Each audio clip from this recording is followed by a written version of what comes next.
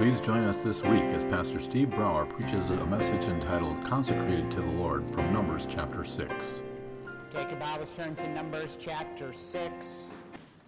Just to reorient ourselves, the Israelites are still at Mount Sinai. They are preparing to travel to the Promised Land. They are receiving the law from God, the Ten Commandments, and so much more, right?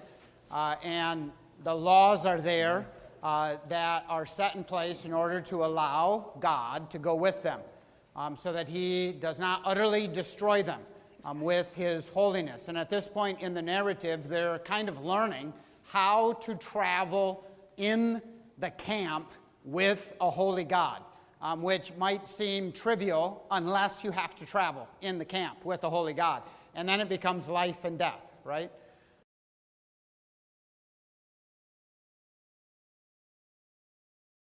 Kind of dealing with the question, what happens when there's defilement within the camp? How can the camp remain physically holy, if you remember that section as they looked at, skin disease and leprosy and those types of things. Then chapter 5, verse 5 through 10, what happens when there is a transgression?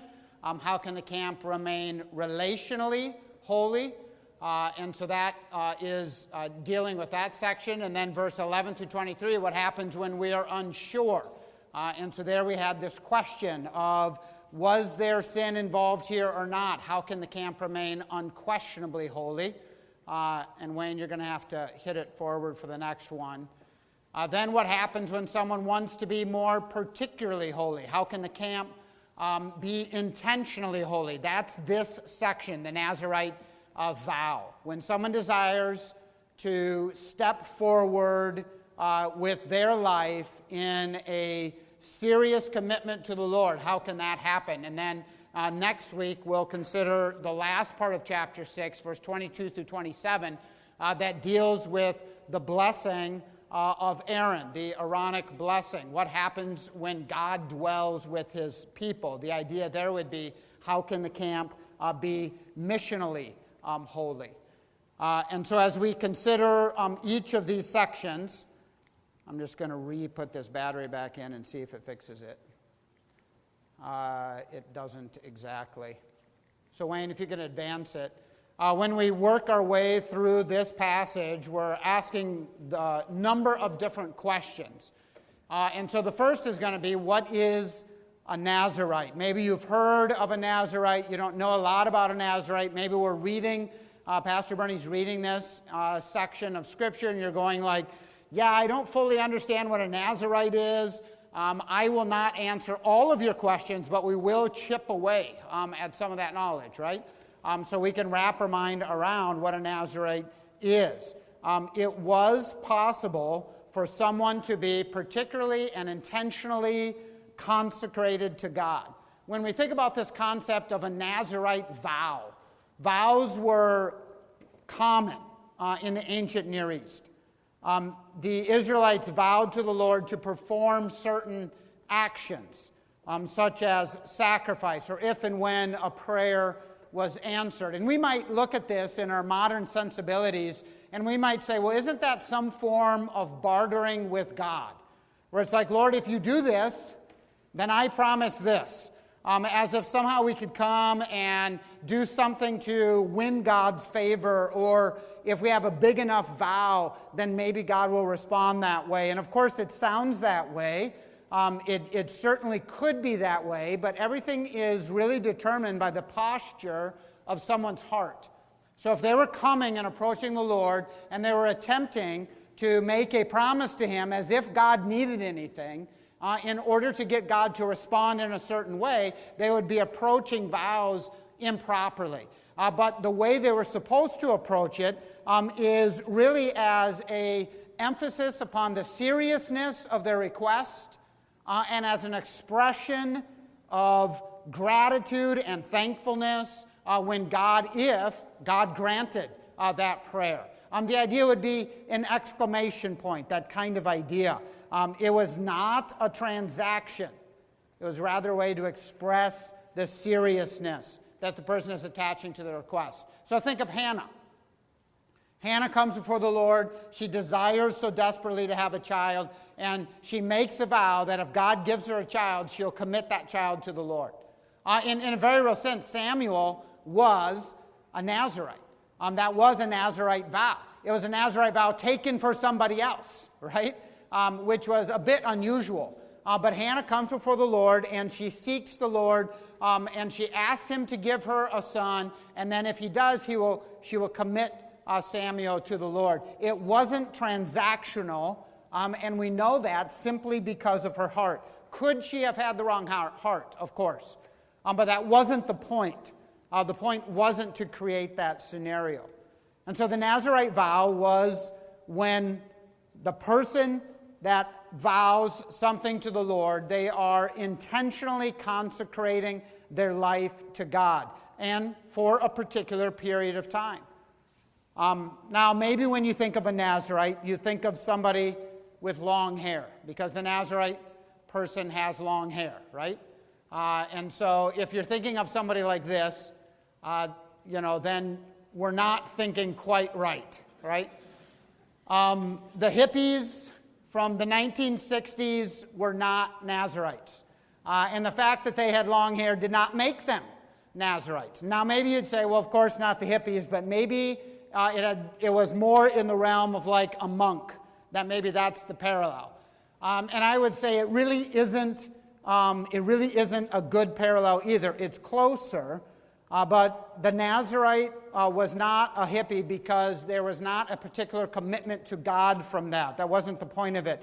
And when we think of a monk, they separated themselves in order to live a life of self-denial, asceticism.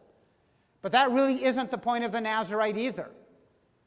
In fact, the Nazirite was not looking to separate themselves from all kinds of things of this world. The monk, the nun, removes themselves from the world to cloister themselves away, right?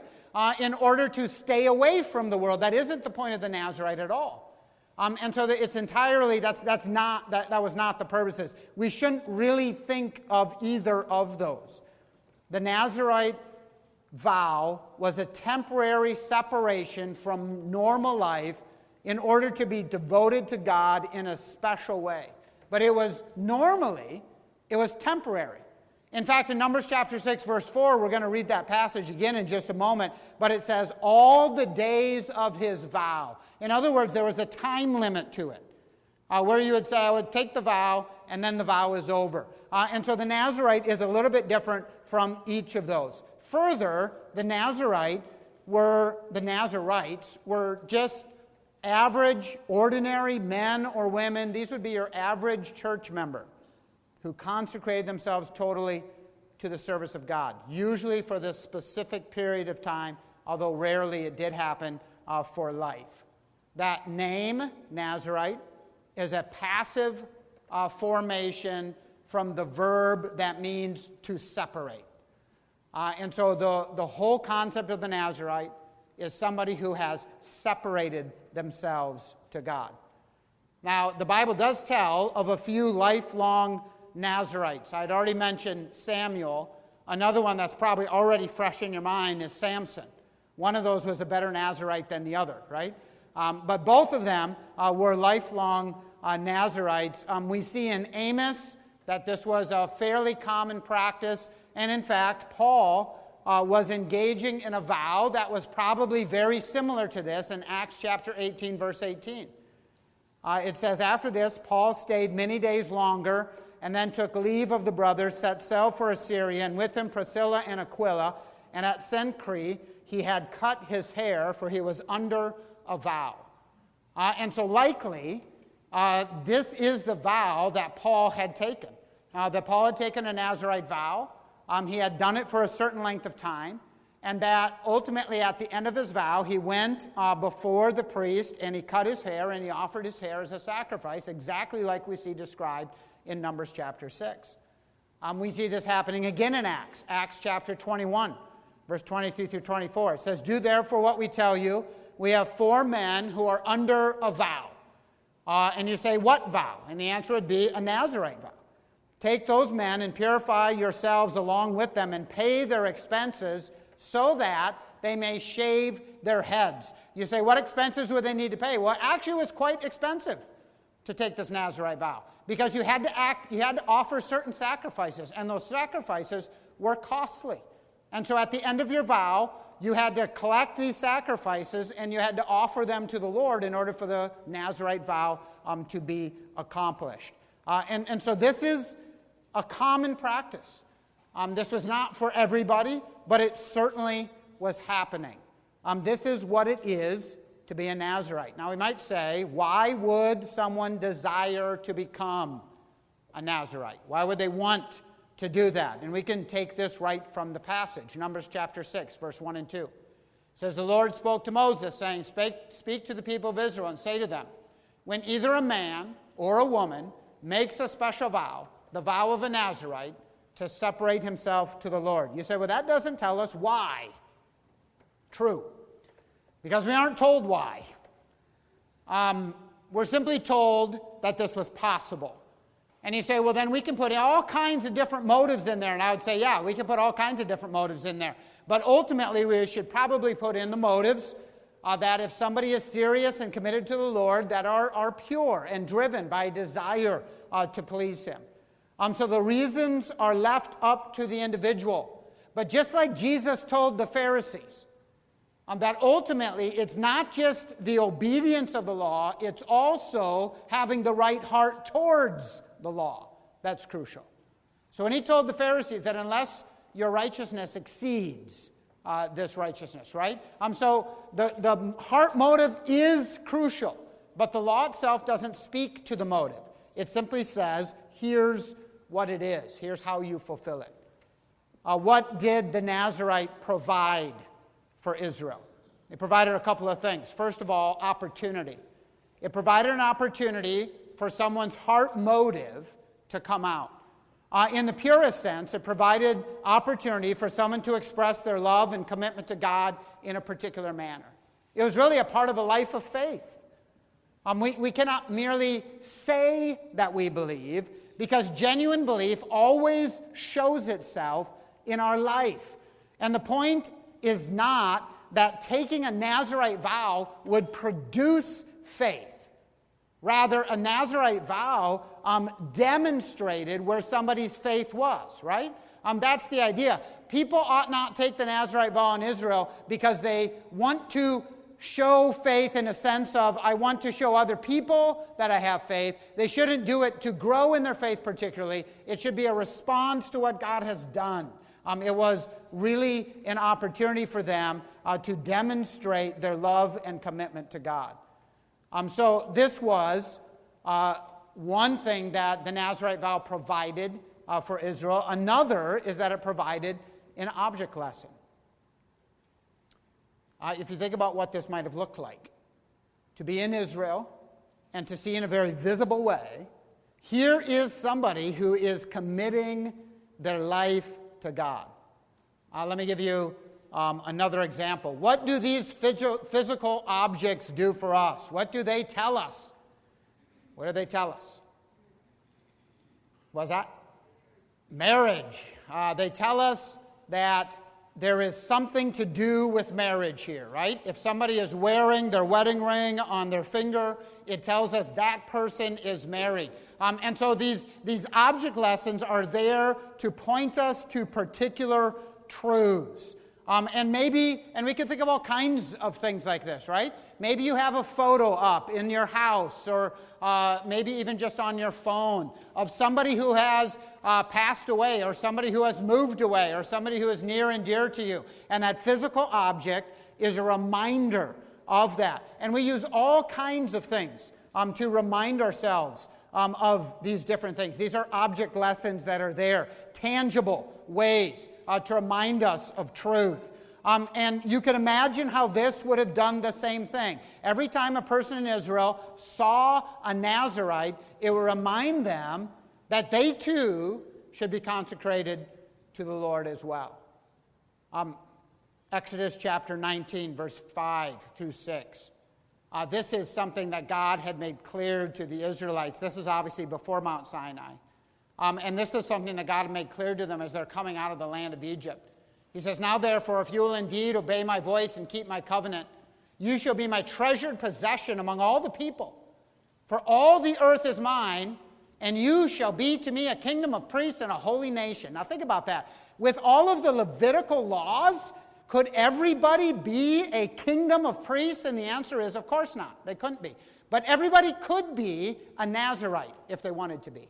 Man or woman. You didn't have to be a Kohathite, Levite in order to do this, right? You did in order to be a priest, but you did not in order to be a Nazirite. And so this is a way that you could live this out. Verse number 6, you shall be to me a kingdom of priests and a holy nation. Before who? As an object lesson to anybody who looked, both Gentiles and Jewish people. That they could look and see that these people are committed to God. Now we have an obvious parallel to this in 1 Peter chapter 2. It says, you, speaking to Gentiles here, the church, you are a chosen race, a royal priesthood, a holy nation, a people for his own possession, so that you may proclaim the excellencies of him who calls you out of darkness into his marvelous light. Hey, the truth of the matter is, you and I, if you're a believer, are intended to show that to a lost world, to a world that is living without the Lord, that we too can live that out in front of them. Verse 10, once you were not a people, but now you are God's people. And even as we study Numbers and work our way through this, to see what God did in the people of Israel and to remember the tremendous blessing it is to be a Gentile and to still be part of God's people. Once you had not received mercy, but now you have received mercy. Wow, what a joy that is. What an incredible motivation for what God has done. So what did the Nazirite provide for Israel? Opportunity and object lesson. Another question, what restrictions existed for the Nazirite? And really there are three restrictions: grape products, hair cutting, and death pollution. So we begin with grapes. Numbers chapter 6, verse 3 and 4. It says, he shall separate himself from wine and strong drink. He shall drink no vinegar made from wine or strong drink. Okay, so just as we work our way through this. Wine, what was wine? These were grapes that were fermented. Did it have alcoholic content? Yes, that's why it was called wine. Strong drink, what was that? That was a higher percentage of alcohol in it, usually from grains. Think, barley or that type of thing. This would often be called, your beers or things like that. But it would have been a much higher content, amount of alcohol content in it than even the beers that are around today. But that's where it would come from. There was a version of that came from grapes as well. But notice that it says not just that. It says wine, strong drink. He shall drink no vinegar made from wine or strong drink. So there was a byproduct that would come from that they would call a grape vinegar. And the Nazirite couldn't even participate with that. And then it goes on. He shall not drink any juice of grapes. What would we call that? Grape juice. Yep, that's it right there. He couldn't even have fresh grape juice, not allowed. Or grapes, fresh or dried. And then maybe hyperbole, but I think intended to be taken literally, it says they're not even the seeds or the skins. In other words, anything to do with grapes, stay away from it if you're a Nazirite. Why? Because grapes are evil. No. Grapes come from the devil. No. Why? Well, we don't fully know. It was what God said. Now, we can make some guesses. Maybe one guess that makes some sense is that grapes symbolized the joy of life. That when somebody wanted to enjoy something, whether that was in a food sort of way or in a drink sort of way, then grapes were normally involved. And so in a symbolic way, you would have these grapes that were saying a Nazirite was taking all of that, and they were saying, I am going to forego seeking pleasure from what this world offers, and I'm only going to find it in God. That it was a period of time where they were saying, my joy, my pleasure is going to be sourced in Yahweh alone. And to that end, I'm not going to take pleasure from this thing. Now you say, okay, does that also mean that they could not eat a good solid meal? No. Does that mean that they couldn't spend time with friends? No. Does that mean they couldn't, enjoy pleasure in other ways? No, of course not. It was symbolic, right? And so it was ritual. It was like, I'm going to stay away from this stuff in order to demonstrate and focus upon that. That's the first abstention. The second is hair. This is verse number 5, number 6:5. All the days of his vows of separation, no razor shall touch his head until the time is completed for which he separates himself to the Lord. He shall be holy. He shall let the locks of the hair of his head grow long. Okay, so why is this the case? Why is this the case? Because long hair is more holy to the Lord. Amen? Amen. I got some amens out of that. In this case, long hair was more holy to the Lord. Why was long hair more holy to the Lord? The idea is this, that once the head was dedicated, that it could not be cut during this period of separation, because that hair was no longer that person's. It was God's. The idea was similar in Leviticus, in Deuteronomy, when they talked about when a sheep was dedicated to the Lord, they were not supposed to shear the sheep anymore. And the question was, why couldn't they shear the sheep? Because it's not yours, it's God's. And so you can't shear the sheep anymore once you dedicate that sheep to the Lord. And so that's the kind of idea here as well. The idea is, here is somebody who is saying, for this length of time, I am living for the Lord. And that length of time is demonstrated by how their hair grows during that time. That hair is symbolic of them. And so they are taking their hair as an example of their life, and they are going to sacrifice it to the Lord. And so the idea is then they take their long hair, they shave it, and they actually burn their hair before the Lord, right? That was what we read. That's the passage. That's the vow. And so the time from when they took the vow to the time when the vow was complete, however much their hair grew, it was all the Lord's, and it symbolized their life. Their whole life was consecrated to God. And if they cut that hair, that means their life was not consecrated to God that whole time. It was only consecrated to God for a part of the time. And so they did not fulfill the vow. And so it was very symbolic from that standpoint. It was intended to show that this person was fully committed to the Lord from this period to this period. You say, what about somebody who was a lifelong Nazirite? Then they should not shave or cut their hair, their whole life, or their head, the hair on their head. That was the point. Because it was all God's. It was not theirs anymore. You say, what about women? They typically don't cut their hair. How would that, or they do, but you know what I'm saying. For a length of time, that might not be all that abnormal. Well, it typically, the historians tell us, the idea was to let your hair grow without human restriction. And so you would continue to be an object lesson to others, because it would be clear that you were letting your hair grow without any amount of human control over that. It was a symbol of giving God the reins of your life. And so women who took the Nazirite vow would often leave their hair unkempt as a sign of their Nazirite consecration. So that's the first abstention, or second abstention, hair. The third is death. Numbers chapter 6, verse 6 through 8.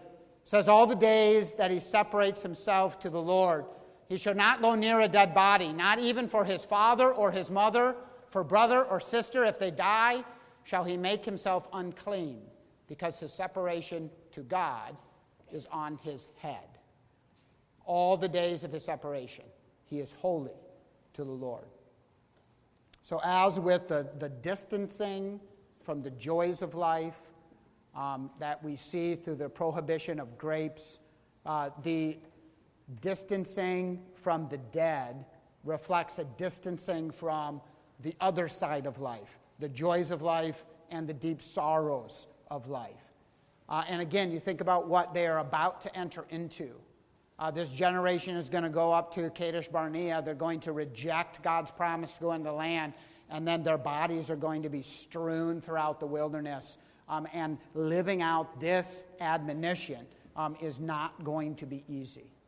For the entire camp, death made them unclean.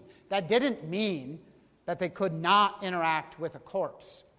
Rather, it meant that it came with a cost, because somebody had to prepare the bodies of the dead for burial. Normally, this would be the task of a close relative, because if you weren't close to the person who died, you would not become unclean for them, right?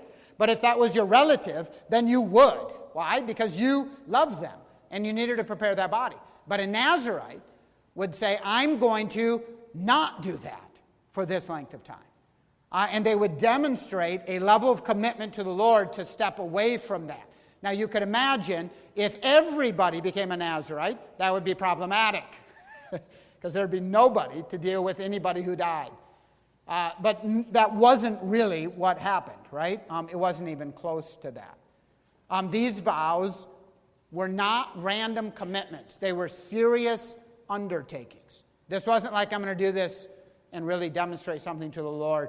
This was something that they went into with, clear conviction. This wasn't like, I'm going to stay away from carbohydrates and sugars, right? That's not what we're talking about. This is a really big commitment. What happened then if it occurred accidentally? What happened if somebody came in contact with a dead body accidentally? Verse number 9 says, and if any man dies very suddenly beside him, and he defiles his consecrated head, then he shall shave his head on the day of his cleansing. So he would be unclean for 7 days, according to the law, and then he would offer a sacrifice to the priest, and he would be cleansed. On the 7th day, it says, he shall shave it.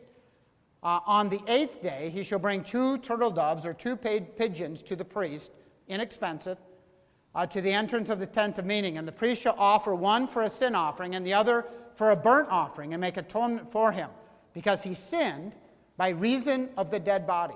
And he shall consecrate his head that same day, and separate himself to the Lord for the days of his separation, and bring a male lamb a year old for a guilt offering. But the previous period shall be void, because the separation was defiled. Okay, so let's say you take a Nazirite vow, and you are abstaining from everything, and then somebody dies in your presence, and you are then unclean. Whatever length you have been on the Nazirite vow is lost. You go through the normal process of becoming ritually pure. You shave your head, and then you restart the Nazirite vow. And to do that, you have to offer these sacrifices as well. The normal order for the removal of sin is followed. Sin offering. The sin offering expiates the sin. The sin offering is there to take the sin away. You have a burnt offering. The burnt offering is consecration. So you offer the sin offering to see the sin removed. You offer the burnt offering to be consecrated to God. And then you have the guilt offering, which is reparation. That's paying it back to the Lord. So you have 3 offerings that have to be made. You say, do you have to make all 3 of them? And I would say, yeah, you do. You have to make all 3 of them. Sin offering, burnt offering, and guilt offering. Now you might look at this and say, man, this seems unreasonable, because there's nothing they could do to prevent it. It's like, yeah, there was nothing you could do to prevent it. But that's simply how it is. We could put it in all kinds of different categories, but when you think of something that is actually pure, right? If something contaminates it, it doesn't matter whether that was, happenstance, circumstance, intentional, accidental. The problem is it's contaminated, and it is no longer pure, and you have to start over. You just have to. And that's the idea here. Is that here is this person who has made the vow, and their head is pure before the Lord, but as soon as it becomes impure, then everything that was pure is now lost, and they have to restart the process.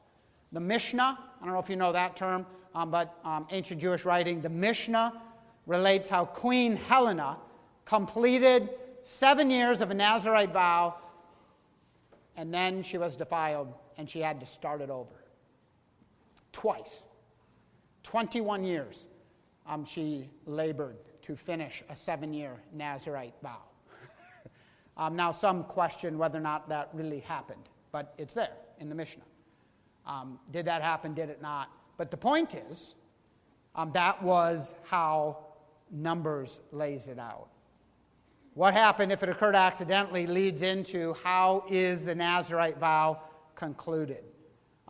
We're not going to read this portion of Scripture. We're going to rely upon Pastor Bernie's reading.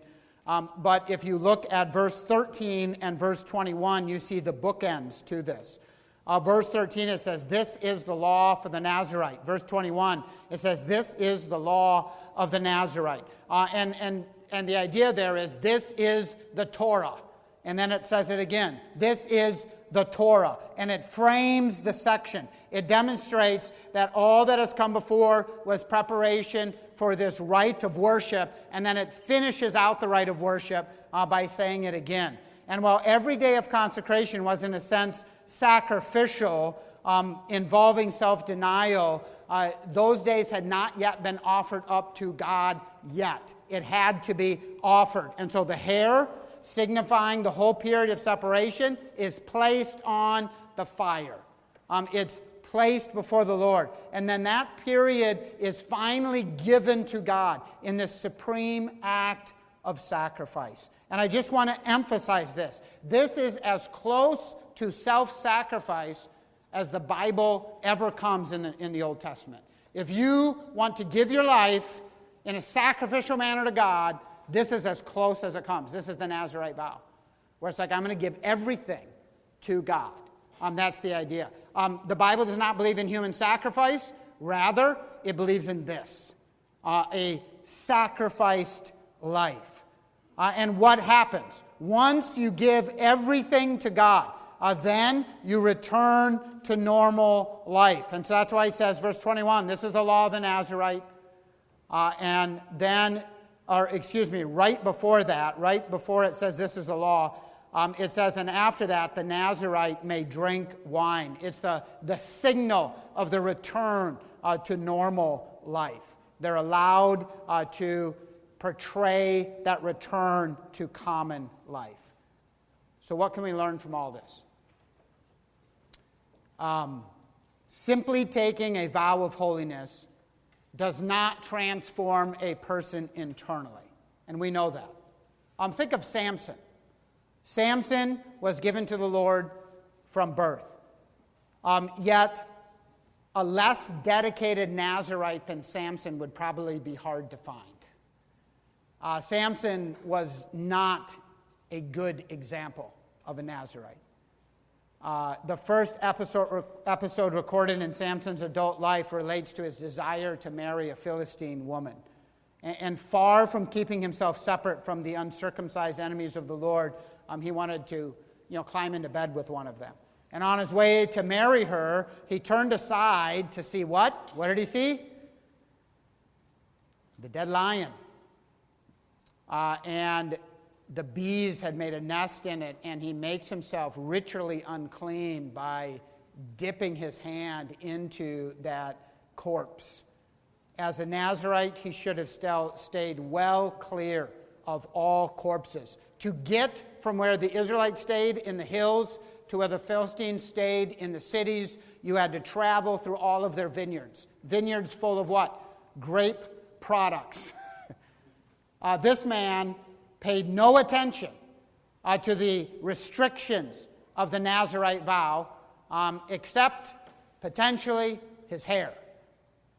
And he tied everything to his hair, but he missed the point of it. And when his hair was finally shorn, then the Spirit of God went from him. And when his hair grew back, that demonstration that his life, through almost no effort of his own, almost entirely God's effort, was suddenly reconsecrated to God. And so Samson, in God's mercy, was used by God as a final act to accomplish God's purposes. But it's really a horrific story of someone who was put under a Nazirite vow and never really followed it well.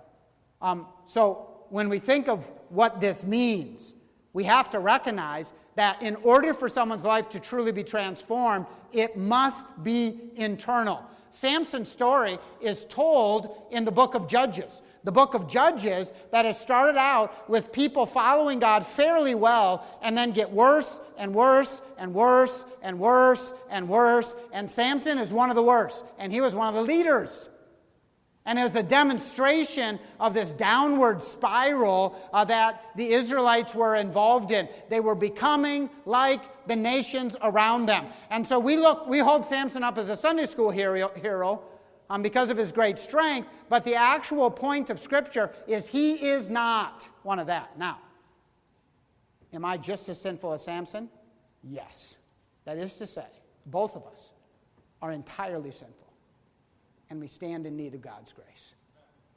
But we miss the point if we say, now Samson, there was a godly individual. It's like, well, no. There was somebody who at various points in his life tried to live for the Lord. And at most points of his life did not. And I would say, does that resonate with me? Yeah. And what did he need? Well, he needed the very thing that you and I need. He needed the real Nazirite, the real person who is committed fully and completely to the Lord. And that's Jesus. And so all of the things that we find in the Old Testament that point towards holiness also become, as Paul says, a schoolmaster that shows us that we cannot do it, that we must turn to Christ. Because here's the path of holiness, and it's like, Steve, you can't get there.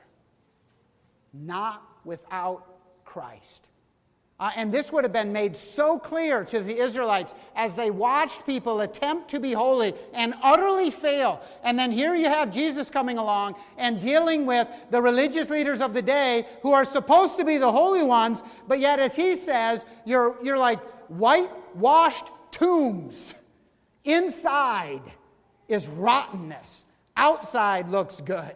And it's like, yeah, that is all of us. We can put on this facade, but the inside is what needs to be changed. And Jesus says that you must be born again.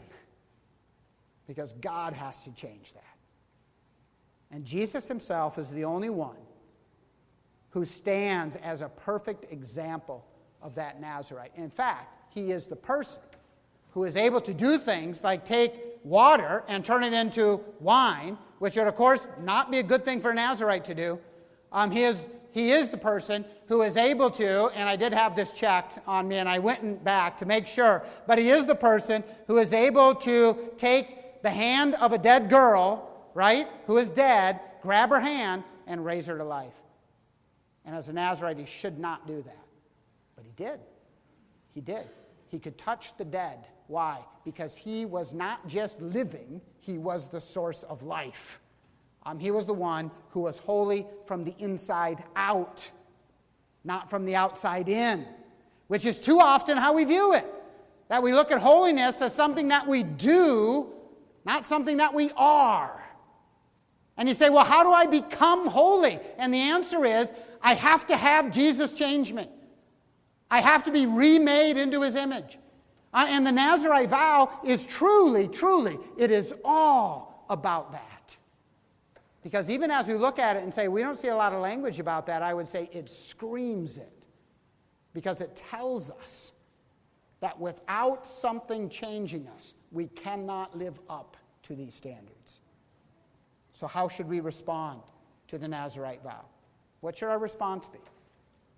What should we do when we look to Jesus and see that supreme Nazirite, the one wholly committed to God? And I would suggest three things that we ought to respond. They're relative to these three abstentions that we looked at. The first is that we need to love the giver more than the gifts.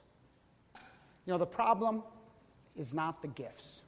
The problem is internal. The problem is me. The gifts were symbolic. If I were holy, then I could and I would use all the good gifts that God has given properly. And if I am unholy, then I will abuse those gifts. And so I'll take these wonderful things that God has given and I will live my life for them, or I will let them control me. And whether we're talking about the products of the grape or whether we're talking about any other gift that God has given, once that becomes the thing I'm living for, it becomes wrong. But that's ultimately how we should view all that God has given us. That once my heart is turned towards those things, rather than rejoicing in those things, with my heart being turned towards the one who gives them. That's what I need. And when I recognize that's there, I ought to be serious and get serious about breaking my taste addiction. I hope you understand everything I'm saying here. Because we get addicted to the things of this world and all of the good gifts God has given. And we think, I want to live for that. And there are times when we need to break that addiction. And that addiction might be, it might be alcohol. It could be, dare I say it, coffee. I'm taking a shot at myself here. It could be a whole host of things. It could be money. It could be hunting. Oof. It could be football. Say it's not so. Could be your children. Could be your family. These are but good gifts. Could be friends. These are but good gifts. They're not the giver. And so the Nazirite vow should teach us, hey, I have to hold God as the one who is worth everything in my life. Love the giver more than the gift. Secondly, desire God's control rather than my own control. This is related to the hair, right? It's a mirage anyway. We know it is. I think I'm in control, but I really am not. The issue is internal. I desire control rather than resting by faith in the control of God. Think of what this looked like for Jesus. Jesus came and he said, not my will, but thine be done. And he said it again and again and again. And he lived it out. He only lived to do the will of the Father. And you say, Jesus' will and God's will was the same. So why did Jesus constantly say it? Because he wanted it to become clear to us, that it is crucial to live by the will of the Father. And so here's a Nazirite who is saying, from this period to this period, my life is God's. I'm going to do his will. And it's like, yes, that's what we want. God's control rather than my control. I want to turn my life over to God. That's the second response. The third, to view life and death from God's vantage point. Death is real because sin is real. The goal is not to deny that reality, but rather to live in light of the fact that God has conquered death through Jesus. Already it's over. But not yet have we fully arrived there. As believers, we view it all differently, though. That in itself is a witness and a testimony. It's more than that. It's a belief that is internal, that is then expressed externally, right?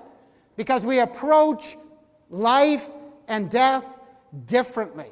And this belief supersedes everything else in life. Jesus said it this way in Luke chapter 14, verse 25 and 26. It says, if anyone comes to me and does not hate his own father and mother and wife and children and brothers and sisters, yes, and even his own life, he cannot be my disciple. What is he saying? He is saying you have to view life differently. You have to understand it from God's perspective. You have to see relationships in a different way. Paul said it this way, Romans chapter 12, verse 1. I appeal to you, therefore, brothers, by the mercies of God, to present your bodies as what? A what? Living sacrifice. He says, use your whole life as a living sacrifice. He says, God isn't actually calling you to slit your throat, a sacrifice. He is saying, live as sacrificially, in a sacrificial manner. And again, the point isn't asceticism. Deny yourself everything. That's not what he's saying. He says, live as if your life is God's. And it's like, man, that is the Nazirite vow. And that is how we ought to respond. Love the giver more than the gifts. Desire God's control rather than my own. And view life and death